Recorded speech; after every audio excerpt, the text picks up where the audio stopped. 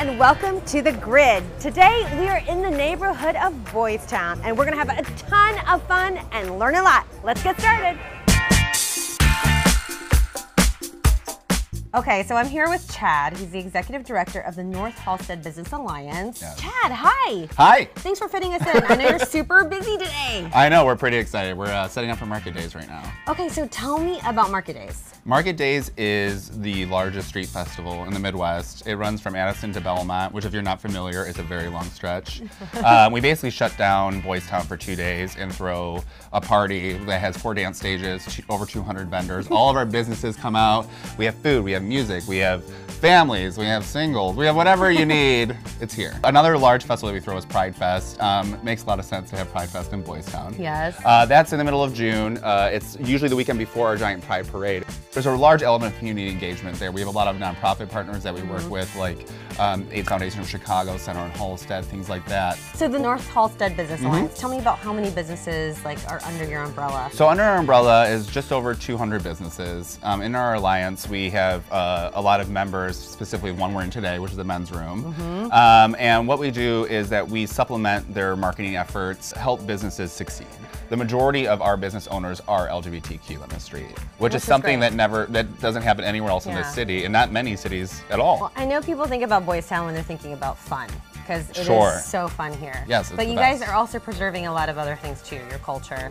How do you guys make sure that you keep the vibe here?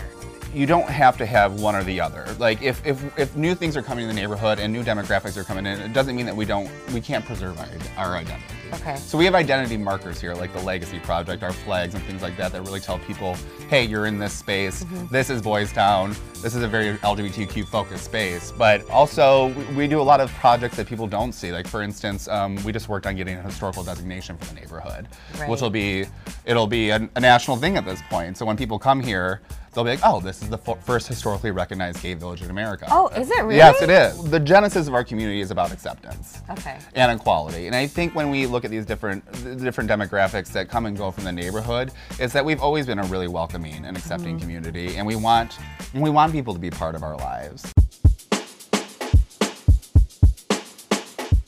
So I'm here with Modesto Tico Valle. He is the CEO of Center on Halsted. Yes. Tell us what Center of Halsted does. So we've been open 11 years, serving the lesbian, gay, bisexual, transgender, queer community. Yes. All ages, from youth to seniors, and everything in between. It's a beautiful space. Yes, we're proud of it. 1,400 people come through the doors every single day. Okay, so what are some of the things that you guys do? What we wanted was the center to be a destination. Okay. So yes, you can come here for social service, therapy, HIV tests, and anti-violence and hate crimes. But we also want you to come here for basketball, volleyball, hockey, soccer, dodgeball, table tennis, enjoy an art exhibit, play, lectures, and seminars. So it's a great place to live. Basically, the LGBTQ community created this welcoming place to live, and now there's a lot of, a lot of everything. It really is, a lot of everything. Right to the west of us, we have the great Chicago Cubs, but here on the Strip, I mean, you have a little bit of everything. You have restaurants, you have stores, you have art galleries. It's interesting, during the day, a lot of baby strollers, and then all of a sudden at 5, you see people coming home to have dinner, shopping, and going out for their martini at Kit Kat. And then all of a sudden, nightlife begins here, and the bars open up, and it's vibrant and fun and exciting, and it starts all over again. Do you worry about members of the community being displaced now that it is such a desirable place to live? It's getting pricey here, yeah. It's one of the reasons why we built affordable senior housing next door, to keep our seniors in community. So I'm sitting here on the terrace of the senior housing next to the Center on Halsted with Pat. And how long have you been in Boystown, Pat? About 34 years. Wow. So you came out during a time when it was really difficult to come out. Yes. What do you think? I would say so. Yeah. What do you think about the changes in Boystown? It's become a little too expensive to live in Boystown. How important is the senior housing for you? It's extremely important because people don't have to be hidden about who they are inside, deep down, what they are. They can be proud of it. They have support here. So is there a huge generational gap for you when you meet and talk with the younger folks? Do you feel like they understand the depths of the struggles? No, I don't think that they understand the depths of the struggles. I don't think that they understand what we actually did and what we went through in order to create what they have. And is that part of why it's so important to keep you guys here in the neighborhood? Yes. That's what I'm trying to get at. That is exactly why it is. And this was the neighborhood that a lot of things were done. This was one of the original gay lesbian neighborhoods. We are the shoulders that they stand on. We stand on shoulders who came before us, even. And it's important because this way we understand and we can point out what things were, how things were, what they were, where they were, what some of their own history is.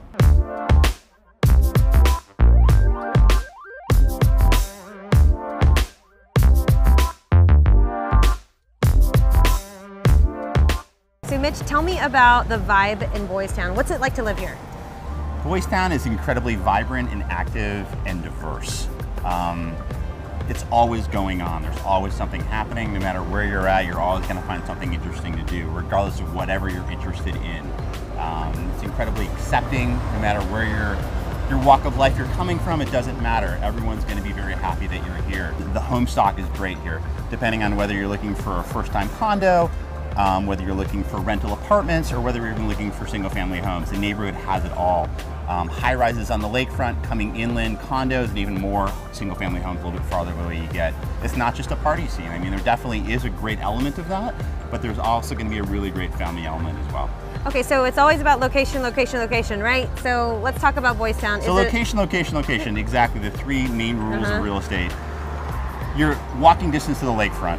You are walking distance to Wrigley Field. You are walking distance to the CTA Red Line and Brown Line stops. Anywhere you want to go in the city, easy accessibility, unbelievable location. To find all of these places we highlighted in today's video, head to the Chicago Sun-Times website. See you next time on The Grid.